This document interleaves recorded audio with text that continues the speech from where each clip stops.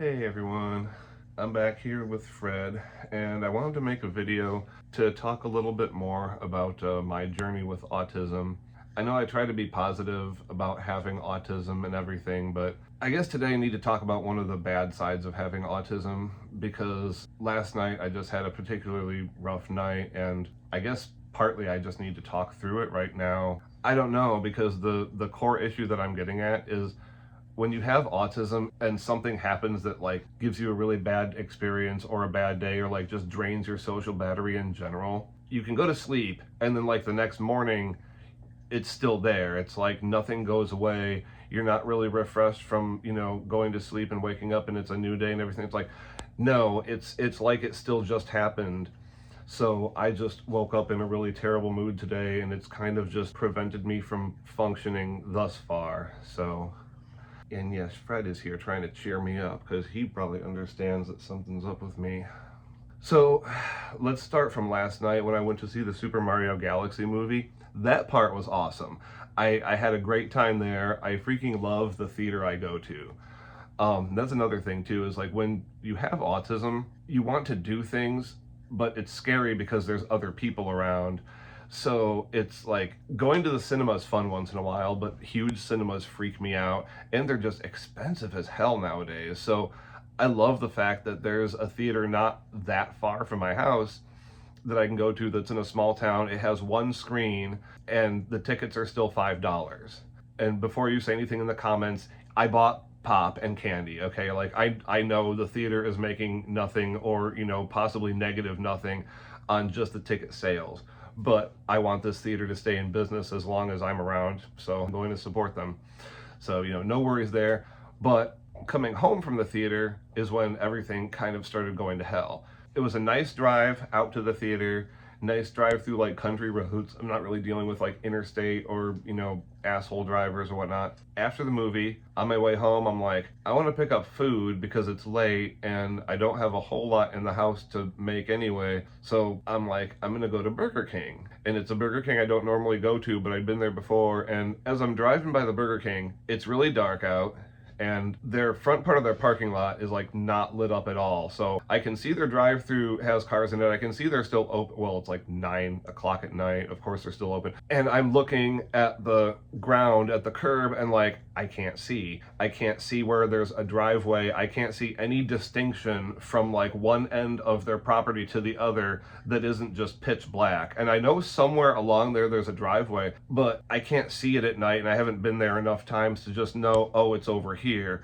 So I'm just like, screw this. I guess I'm going to get something closer to home. Oh wait, my Burger King is still closed because they keep catching on fire. My neighborhood can't have nice or even competent things. Well, okay, so I'm heading home and I'm trying to figure out where to get food that isn't going to take forever.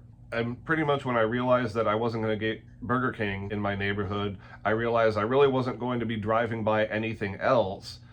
And I really didn't want to go like 3 miles past my house to come back just to get food and have Freddie over here just waiting for me to get home that long. So I was like, okay, I don't like doing it, but I'll go home and I'll DoorDash something. Like, I don't use DoorDash through DoorDash, but like if I order delivery on the Burger King app, that's what I get. So I don't try to do it, but the like 3 times I've done it, I think in total over like the last 2 years, it's been the same elderly lady who delivers my food from Burger King. So I don't know, I might get them again, but I will never ever DoorDash Taco Bell again, because I decided to order Taco Bell delivery through their app because I thought that maybe Taco Bell would kind of cheer me up from the disappointment of basically just not being able to see my way into Burger King. And when I think about that and I say it out loud, that makes me feel like I should not be that old that I can't even freaking see my way around at night. Like, what the fuck? I'm 41. But I just kept going. So I get home and I'm like, okay, Taco Bell has always been kind of like my comfort food, but very recently I'm sort of starting to fall off of Taco Bell because of experiences like this. Because what happened was I ordered the DoorDash through their app. I specifically told them that my house is on a corner and the driveway is not on the street that the address is on. It's different. And to come to the back door. they didn't read anything, number one, but they were like 20 minutes late from when it said they were going to be there anyways. So my food I got was cold, soggy, looked like somebody had possibly sat on the bag. I mean, it was like all smushed to hell. And they left it in the wet grass, just like on the opposite side of my house from where my door is. And they left it like right on the corner of the property, like they weren't sure which house was mine versus my neighbor's. And it's just like, come on now, get freaking real. So I asked the app for a refund. I might get it, I might not, but it's like, okay, I'm still really pissed off about this because I wanted to just come home, eat something, still enjoy the vibes from the awesome movie I saw, which was awesome, by the way. If you like Nintendo or, Mario in general, I would recommend go see it. It's a fun movie. But it just, I don't know, it killed the vibe of enjoying the fun movie because I wasn't able to like finish the evening the way I wanted to. And I guess that really does go hand in hand with autism, because it's like, if you have an expectation and it's like suddenly that it can't be met. Something beeped in the other room. I don't know. That just totally killed my train of thought. I'm sorry. This might not even go on YouTube. I don't even know at this point. I just need to get this out there because I truly wish I could just say, you know what, it happened, it sucks, but let's move on. But my brain will not allow me to do that, so much to the point that it's like, I feel today like I'm being weighed down physically, and that if I eat anything, I'm going to become really nauseated and throw up. And it just feels like everything is just fundamentally so out of balance because I haven't been able to do anything to regulate myself since then, I guess. And sleep just doesn't do it. And that's something that I think most, if not all, autistic people have in common to some degree, where it's just like when bad things happen to us and it accumulates, it just continues to accumulate until we either can get it out somehow in some creative and healthy way, usually like focusing on a special interest, which to me would be video games. But last night I felt so burnt out that I didn't even want to play video games, so I just went to bed. And then today I'm up this morning and I still feel freaking terrible just because my body hasn't been able to regulate, and neither has my brain, and everything is just screaming at once. And I just don't know anymore, like, am I going to even be able to continue to use Taco Bell as like a coping skill anymore? Because that's what it is. I recognize that now, that I've used Taco Bell as a coping skill when I feel bad. And, I'm not saying that as in like I have an overeating problem, but it's just one of those foods that, like, if I was having a really bad day, it's like, okay, well, I'll get Taco Bell and go home and watch some comedy and that'll cheer me up. And it's just gotten to the point where it just doesn't do that for me. So now I'm kind of thinking, what else is there? Like, I gotta find a new thing to fill that sort of food equals comfort when I need it void.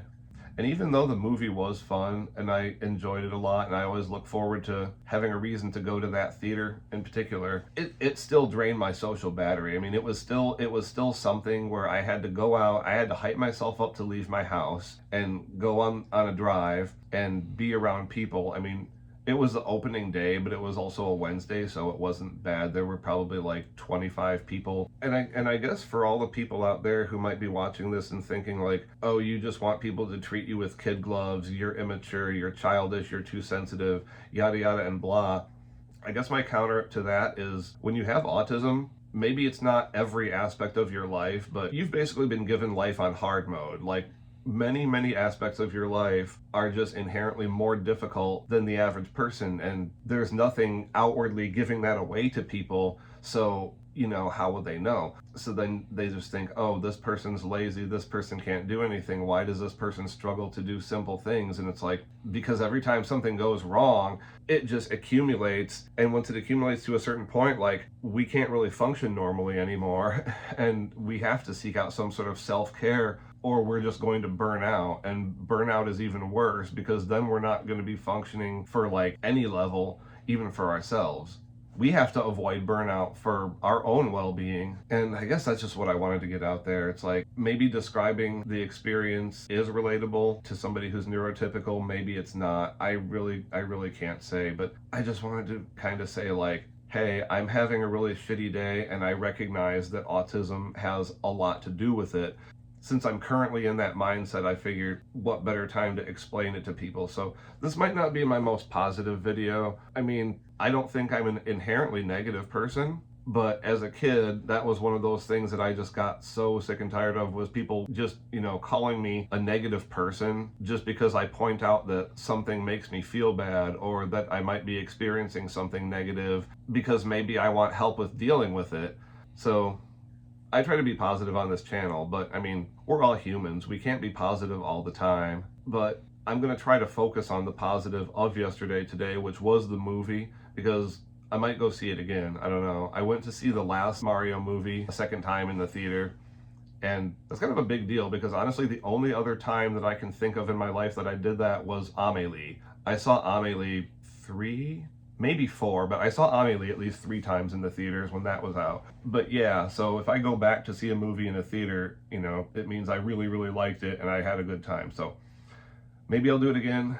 Maybe I'll have a better time on the way home, or plan my meal better or something. But yeah, right now the accumulation of negative things has just gotten to that point where I have to do something about it, because I feel like I'm very close to burnout. And that's not even touching the whole job search thing that I'm going through right now, which I don't really want to talk too much about that anyway. But I do wish everybody watching positive vibes. I really appreciate everybody who comes to my channel and hears what I have to say. And even if I just reach one person, and that one person might be somebody who's struggling with autism but they don't know it, or maybe they don't feel like they have the right to say something about how they feel. It's like, no, you do. You matter, and your self-care matters just as much as mine does. And I hope that resonates with at least one person out there. I hope everybody has a great day, and I still wish everybody positive vibes, whether I can be positive myself.